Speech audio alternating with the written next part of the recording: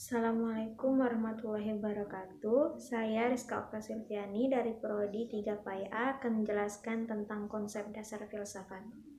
Filsafat dalam bahasa Indonesia disebut dengan filsafat, dalam bahasa Arab disebut dengan falsafah atau hikmah, dan dalam bahasa Yunani disebut dengan filosofia, yang mana philo artinya cinta dan sophia artinya kearifan, hikmah kebijaksanaan atau pengetahuan yang benar. Secara harfiah, filsafat adalah cinta terhadap kebenaran atau kebijaksanaan. Jadi, filsafat adalah cinta kepada kebenaran dan kebijaksanaan yang ditunjukkan dengan upaya hati-hati dan serius yang dilakukan oleh seseorang melalui tata cara yang dapat dipertanggungjawabkan dalam menggunakan daya pikir kritisnya untuk meraih kebenaran, kebaikan, dan kebijaksanaan yang sejati. Yang kedua, hakikat antara manusia dan pendidikan.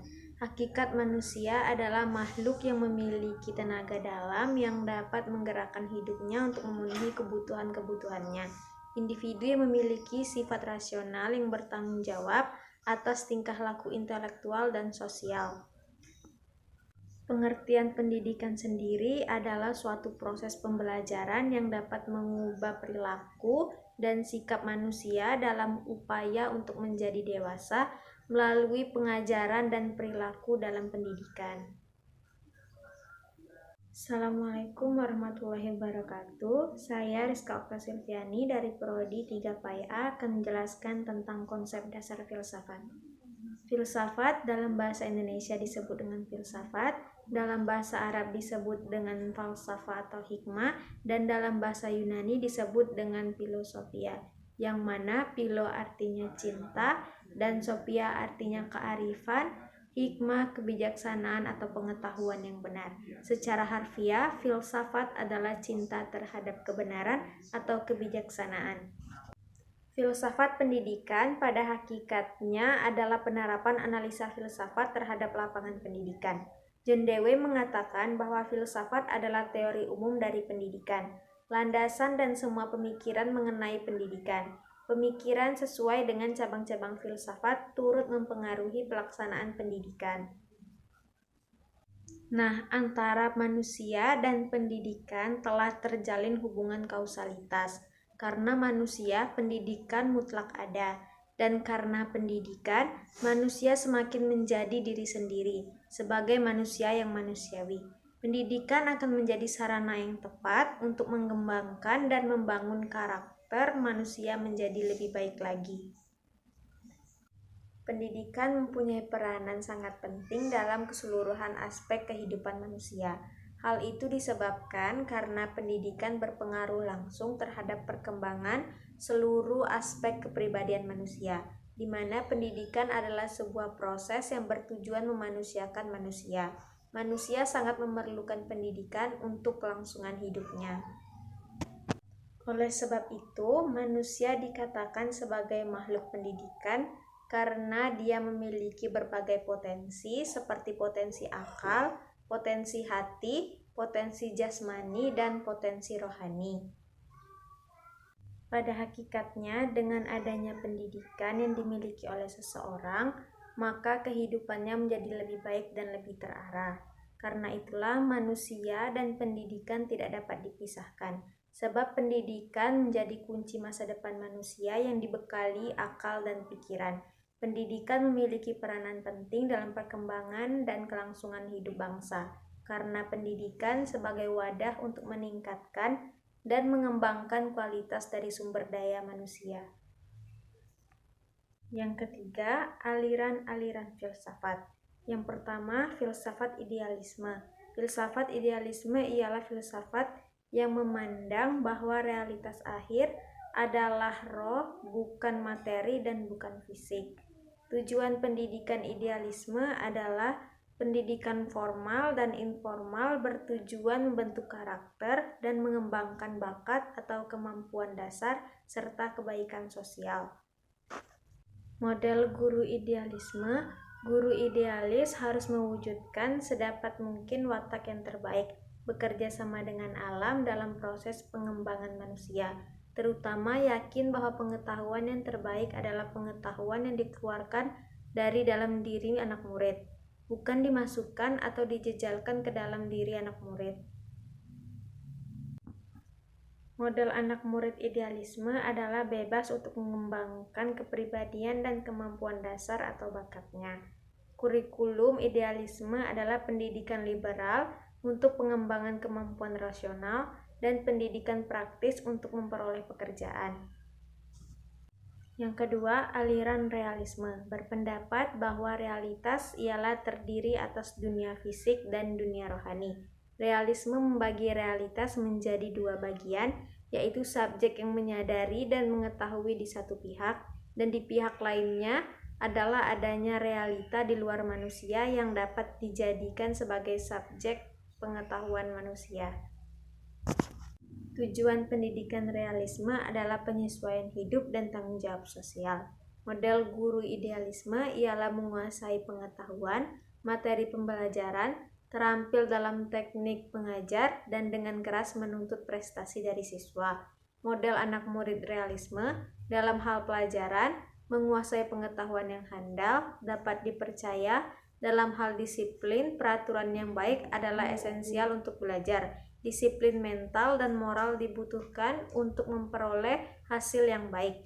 Kurikulum realisme adalah kurikulum komprehensif, mencakup semua pengetahuan yang berguna, berisikan pengetahuan liberal dan pengetahuan praktis. Yang ketiga, aliran materialisme berpandangan bahwa hakikat realisme adalah materi, bukan rohani, bukan spiritual atau supernatural.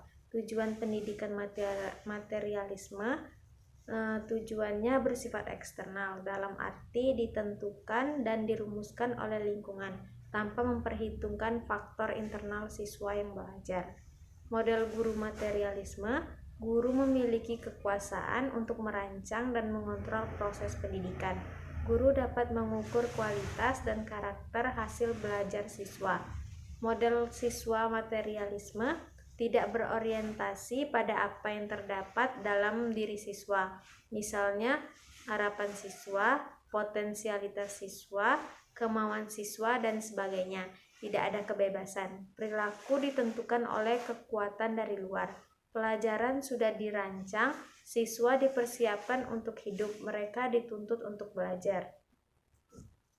Kurikulum materialisme, isi pendidikan mencakup pengetahuan yang dapat dipercaya atau handal dan diorganisasi, selalu berhubungan dengan sasaran perilaku.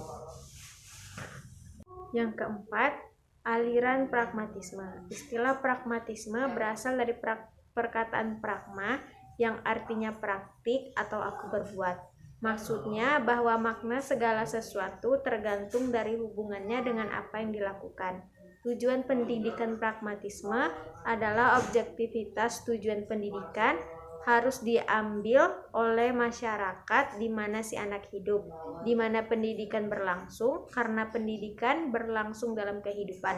Tujuan pendidikan tidak berada di luar kehidupan, melainkan berada di dalam kehidupan sendiri, atau memberi pengalaman untuk penemuan hal-hal baru dalam hidup sosial dan pribadi. Jadi, tujuan pendidikan harus dihasilkan dari situasi kehidupan di sekeliling anak dan pendidik, harus fleksibel dan mencerminkan aktivitas bebas.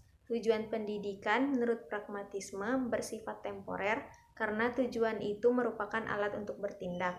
Apabila suatu tujuan telah tercapai, maka hasil tujuan tersebut menjadi alat untuk mencapai tujuan berikutnya. Model guru pragmatisme adalah guru dalam proses belajar mengajar adalah sebagai fasilitator, memberi dorongan dan kemudahan kepada siswa untuk bekerja bersama-sama, menyelidiki dan mengamati sendiri, berpikir dan menarik kesimpulan sendiri, membangun dan menghiasi sendiri sesuai dengan minat yang ada pada dirinya. Intinya mengawasi dan membimbing pengalaman belajar siswa tanpa mengganggu minat dan kebutuhannya. Model murid pragmatisme secara alamiah, anak-anak ingin tahu, ingin mengadakan eksplorasi terhadap lingkungan di mana mereka tinggal. Mereka akan lebih banyak belajar dari apa yang mendorongnya untuk meneliti dan menarik perhatiannya. Seperti belajar apa yang anak ingin ketahui, ingin mengetahui yang berkaitan dengan pelajaran, seperti sains, bahasa, sejarah, dan lain-lain. Kurikulum pragmatisme berisi pengalaman yang teruji yang dapat diubah. Minat dan kebutuhan siswa yang dibawa ke sekolah dapat menentukan kurikulum, menghilangkan perbedaan antara pendidikan liberal dengan pendidikan praktis atau pendidikan jabatan. Yang kelima, filsafat eksistensialisme. Filsafat ini unik, yakni memfokuskan pada pengalaman-pengalaman individu. Di sisi lain, eksistensialisme memberikan individu suatu jalan berpikir mengenai kehidupan. Apa maknanya bagi saya? Apa yang benar untuk saya? Secara umum menekankan pilihan kreatif, subjektivitas pengalaman manusia, dan tindakan konkret dan dari keberadaan manusia atas setiap skema rasional untuk hakikat manusia atau realitas. Tujuan pendidikan eksistensialisme untuk mendorong setiap individu agar mampu mengembangkan semua potensinya untuk pemenuhan diri, memberi bekal pengalaman yang luas dan komprehensif dalam semua bentuk kehidupan. Model guru eksistensialisme. Para guru harus memberikan kebebasan kepada siswa memilih dan memberi mereka pengalaman-pengalaman yang akan membantu mereka menemukan makna dari kehidupan mereka. Guru harus mampu membimbing dan mengarahkan siswa dengan saksama sehingga siswa mampu berpikir relatif dengan melalui pertanyaan-pertanyaan. Guru tidak mengarahkan dan tidak memberi instruksi. Guru hadir dalam kelas dengan wawasan yang luas agar betul-betul menghasilkan diskusi tentang mata pelajaran. Intinya, melindungi dan memelihara kebebasan akademik, di mana mungkin guru pada hari ini, besok lusa mungkin menjadi murid. Model anak murid eksistensialisme. Siswa atau anak murid harus melibatkan dirinya dalam periode apapun yang sedang dipelajarinya dan menyatukan dirinya dalam masalah-masalah kepribadian yang sedang dipelajarinya. Anak murid secara perorangan harus menggunakan pengalaman-pengalaman, lapangan mata pelajaran, dan keterampilan intelektual untuk mencapai pemenuhan diri dan lebih menekankan pada berpikir reflektif. Kurikulum eksistensialisme. Kurikulum ideal yang memberi para siswa kebebasan individual yang luas dan mensyaratkan mereka untuk mengajukan pertanyaan-pertanyaan, melaksanakan pencarian-pencarian mereka sendiri, dan menarik kesimpulan-kesimpulan mereka sendiri. Yang diutamakan kurikulum liberal yang merupakan landasan bagi kebebasan manusia. Kebebasan memiliki aturan-aturan. Oleh karena itu, di sekolah diajarkan pendidikan sosial untuk mengajar respek atau rasa hormat terhadap kebebasan untuk semua. Yang keenam, aliran progresivisme. Menurut bahasa, istilah progresivisme dikenal dari kata progresif yang artinya bergerak maju. Dalam KBBI diartikan sebagai ke arah kemajuan, berhaluan ke arah perbaikan sekarang dan bertingkat-tingkat naik. Artinya, progresivisme merupakan salah satu aliran yang menghendaki suatu kemajuan, yang mana kemajuan ini akan membawa sebuah perubahan. Tujuan pendidikan progresivisme, tujuan pendidikannya adalah memberikan keterampilan dan alat-alat yang bermanfaat untuk berinteraksi dengan lingkungan yang berada dalam proses perubahan secara terus-menerus. Peranan guru di sini adalah membimbing siswa-siswa dalam kegiatan pemecahan masalah dan kegiatan proyek. Guru harus menolong siswa dalam menentukan dan memilih masalah-masalah yang bermakna, menentukan sumber-sumber yang relevan, menafsirkan dan menilai akurasi data, serta merumuskan kesimpulan. Guru harus mampu mengenali siswa, terutama pada saat apakah ia memerlukan bantuan khusus dalam suatu kegiatan, sehingga ia dapat meneruskan penelitiannya. Guru dituntut untuk sabar, fleksibel, berpikir berinterdisipliner, kreatif, dan cerdas. Model murid progresivisme. Dalam memecahkan suatu masalah, anak dibawa berpikir melewati beberapa tahapan, seperti mengumpulkan data yang akan membatasi dan memperjelas masalah, masalah, memilih dan menganalisis hipotesis, mencoba, menguji dan membuktikan. Kurikulum progresivisme. Kurikulum disusun sekitar pengalaman siswa, baik pengalaman pribadi maupun pengalaman sosial. Oleh karena itu, kurikulum seharusnya menggunakan pendekatan interdisipliner. Buku merupakan alat dalam proses belajar, bukan sumber pengetahuan. Yang ketujuh, aliran perennialisme. Aliran perennialisme memandang situasi dunia dewasa ini penuh kekacauan, ketidakpastian, dan ketidakteraturan, terutama dalam kehidupan moral, intelektual, dan sosiokultural. Jalan yang ditempuh kaum perennialis adalah dengan jalan mundur ke belakang, dengan menggunakan kembali nilai-nilai atau prinsip-prinsip umum yang setelah menjadi pandangan hidup yang kuat pada zaman kuno dan abad pertengahan. Tujuan pendidikan perennialisme adalah memastikan bahwa para siswa memperoleh pengetahuan tentang prinsip-prinsip atau gagasan-gagasan besar yang tidak berubah. Model guru perennialisme. Guru tidak boleh dengan cepat menyalahkan kesalahan pada lingkungan yang tidak menyenangkan atau pada rangkaian peristiwa psikologis yang tidak menguntungkan apabila anak gagal dalam belajar. Guru harus mampu mengatasi semua gagasan tersebut dengan melakukan pendekatan secara intelektual yang sama bagi semua siswa. Model anak murid perennialisme.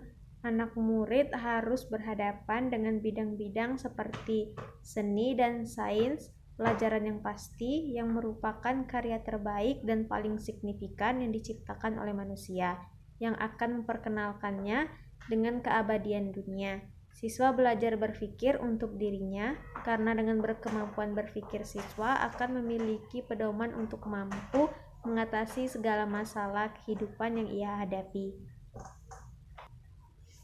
Kurikulum perennialisme harus menekankan pertumbuhan intelektual siswa pada seni dan sains. Yang kedelapan, aliran filsafat esensialisme.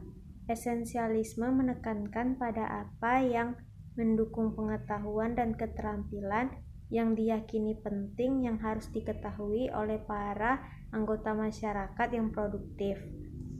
Tujuan pendidikan esensialisme untuk meneruskan warisan budaya dan warisan sejarah melalui pengetahuan inti yang terakumulasi dan telah bertahan dalam kurun waktu yang lama, serta merupakan suatu kehidupan yang telah teruji oleh waktu dan dikenal oleh semua orang.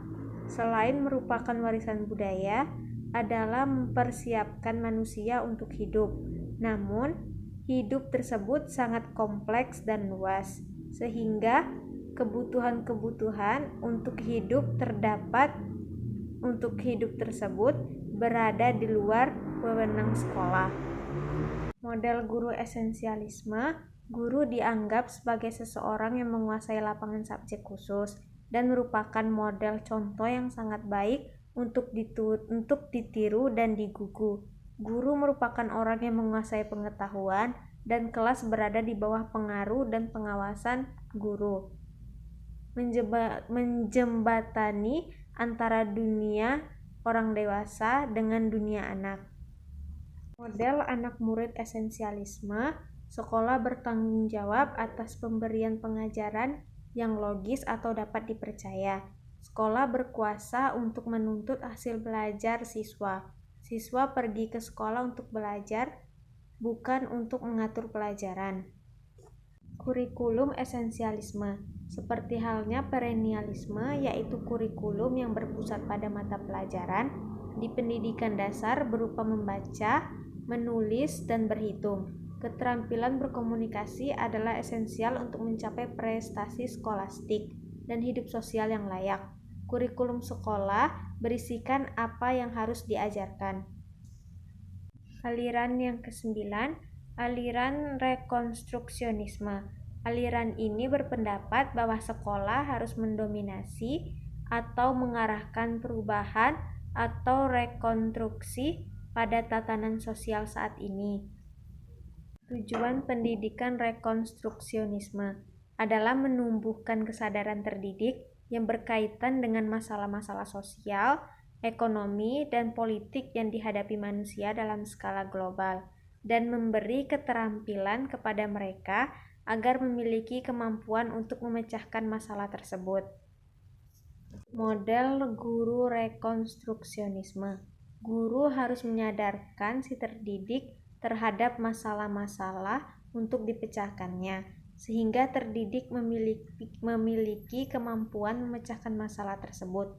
Guru harus mendorong terdidik untuk dapat berpikir alternatif dalam memecahkan masalah tersebut. Lebih jauh lagi, guru harus mampu menciptakan aktivitas belajar yang berbeda secara serempak. Model anak murid rekonstruksionisme. Para siswa belajar metode-metode yang tepat untuk berurusan dengan krisis-krisis signifikan yang melanda dunia. Anak bisa memastikan suatu peran yang signifikan dalam kontrol dan penyelesaian permasalahan-permasalahan di mana mereka dan para siswa atau anak lain tidak perlu terpukul oleh krisis-krisis yang dialami. Kurikulum rekonstruksionisme. Kurikulum sekolah tidak boleh didominasi oleh budaya mayoritas maupun oleh budaya yang ditentukan atau disukai. Semua budaya dan nilai-nilai yang berhubungan berhak untuk mendapatkan tempat dalam kurikulum. Sekian pemaparan dari saya akhiri. Wassalamualaikum warahmatullahi wabarakatuh.